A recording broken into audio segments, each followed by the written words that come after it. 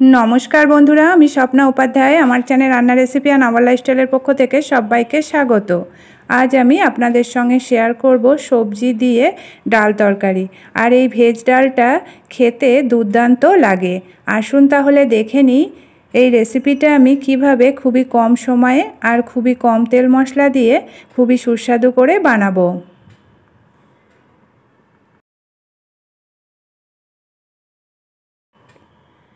এখানে নিয়ে নিয়েছি বেশ কিছুটা পরিমাণ মুসুরির ডাল। মুসুরির ডালটাকে ৩-৪ বার জল দিয়ে ভালো করে ধুয়ে জল ঝরিয়ে নিতে হবে। নিয়ে নিয়েছি বেগুন টুকরো করে কেটে, আর এরকম টুকরো করে কেটে নিয়েছি বেগুনগুলোকে আর ধুয়ে পরিষ্কার করে।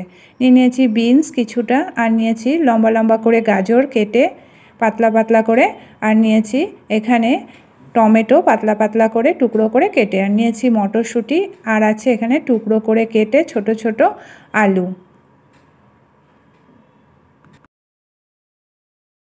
মশলা হিসাবে এখানে নিয়ে নিয়েছি গোটা জিরে 1 চামচ, গোটা ধনে 1 চামচ, টুকরো করে কেটে আদা আর স্বাদ মতো কাঁচা লঙ্কা। এগুলোকে ভালো করে পেস্ট করে নেব। প্রথমে একটা কড়াই বসিয়ে দিয়েছি। কড়াই হাই হিটে রেখে দিয়ে দিলাম বেশ কিছুটা পরিমাণ সর্ষের তেল। তেলটাকে প্রথমে ভালো করে গরম করে নিতে হবে।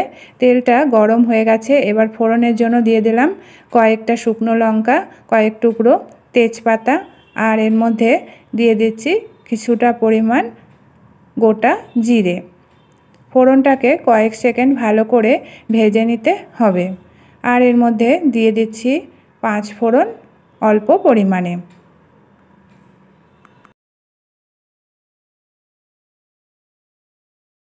দিয়ে দিচ্ছি রাঁধুনি কিছুটা পরিমাণ। এভাবে যদি ফোড়নে রাঁধুনি দিয়ে ডাল তরকারিটা রান্না করা হয় তাহলে একটা সুন্দর স্মেল আসে আর খেতেও সুস্বাদু লাগে। এবার ফোড়নটাকে কয়েক সেকেন্ড নাড়াচাড়া করে ভেজে নেব, আর এটাকে এখন লো ফ্লেমে রেখেছি।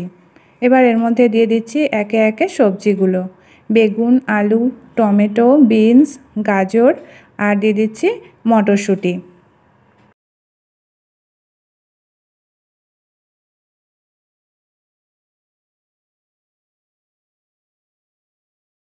সমস্ত সবজিগুলো দিয়ে দেওয়া হয়ে গেছে। এবার এর মধ্যে দিয়ে দিচ্ছি স্বাদ মতো লবণ, আর দিয়ে দেবো এখানে পরিমাণ মতো হলুদ। লবণ হলুদ দিয়ে সবজিগুলোকে ভালো করে মিডিয়াম ফ্লেমে রেখে কষিয়ে ভেজে নিতে হবে। টমেটো থেকে যে জল বেরোবে সেই টমেটোর জলেতেই সবজিগুলো ভালোভাবে ভাজা কষানো আর অনেকটা সিদ্ধও হয়ে যাবে। এটাকে নাড়াচাড়া করে আর একটা ঢাকা দিয়ে বেশ কিছুক্ষণ মিডিয়াম ফ্লেমে রেখে রান্না করে নেব।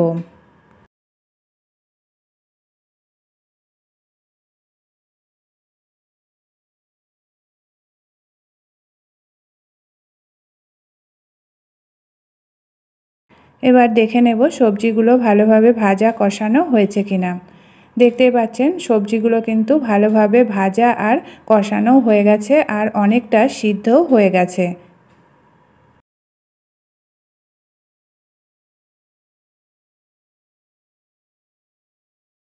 এবার এর মধ্যে দিয়ে দিচ্ছি ভালো করে ধুয়ে জল ঝরিয়ে রাখা মুসুরির ডাল। মুসুরির ডাল দিয়ে আবারও সবজির সঙ্গে মিশিয়ে এটা 2-1 মিনিট নাড়াচাড়া করে কষিয়ে নেব।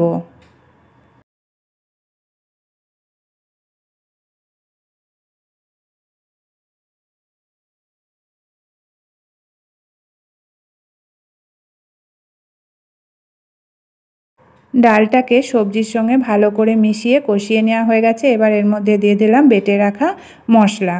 মশলাটা দিয়ে ভালো করে মিশিয়ে আবারও মশলার সঙ্গে 2-3 মিনিট কষিয়ে নেব, এটাকে মিডিয়াম ফ্লেমে রেখে। দিয়ে দিলাম মশলা বাটা জল কিছুটা পরিমাণ, যাতে করে মশলাটা কষানোর সময় সবজির সঙ্গে পুড়ে না যায়। এবার নাড়াচাড়া করে এটাকে কষিয়ে নেব, আর এটাকে মাঝে মাঝে নাড়াচাড়া করতে হবে। এবার এর মধ্যে দিয়ে দিচ্ছি বেশ কিছুটা পরিমাণ ধনেপাতা কুচি। সবজি ডালের মধ্যে এরকম যদি ধনেপাতা কুচি দিয়ে রান্না করা হয় তাহলে একটা সুন্দর স্মেল আসে আর খেতেও ভালো লাগে। এবার এর মধ্যে দিয়ে দিচ্ছি পরিমাণ মতো জল, যাতে করে সবজি ডাল ভালোভাবে সিদ্ধ হয়ে যায় আর মাখা মাখাও হয়ে যায়।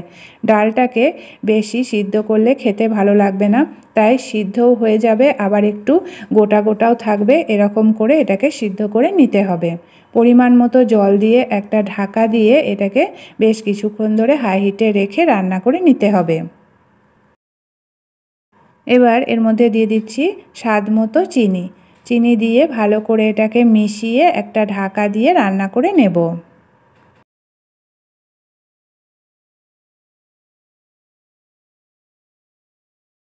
এবার দেখে নেব সবজি ডাল ভালোভাবে সিদ্ধ হয়েছে কিনা। দেখে বোঝা যাচ্ছে সবজি ডাল ভালোভাবে সিদ্ধ হয়ে গেছে। ডালগুলো ভালোভাবে সিদ্ধ হয়েছে, আবার গোটা গোটাও আছে। ডাল তরকারির ডালটা যদি এরকম সিদ্ধ আর গোটা গোটা একটু থাকে তাহলে কিন্তু খেতে ভালো লাগে। আর যদি পুরোটা গলে যায় একদম ঝোলের মতো হয়ে যাবে আর খেতেও ভালো লাগবে না। এবার এটাকে হাই হিটে 3-4 মিনিট ফুটতে দেব।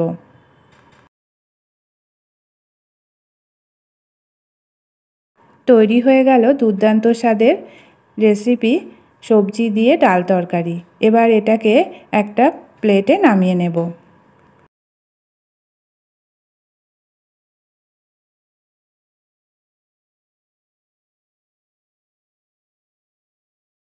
তাহলে বন্ধুরা দেখলেন তো কত কম সময়ে আর কত সহজে কত কম তেল মশলা দিয়ে পেঁয়াজ রসুন ছাড়াই তৈরি হয়ে গেল দুর্দান্ত স্বাদের এই ভেজ ডাল বা সবজি ডাল তরকারি রেসিপি।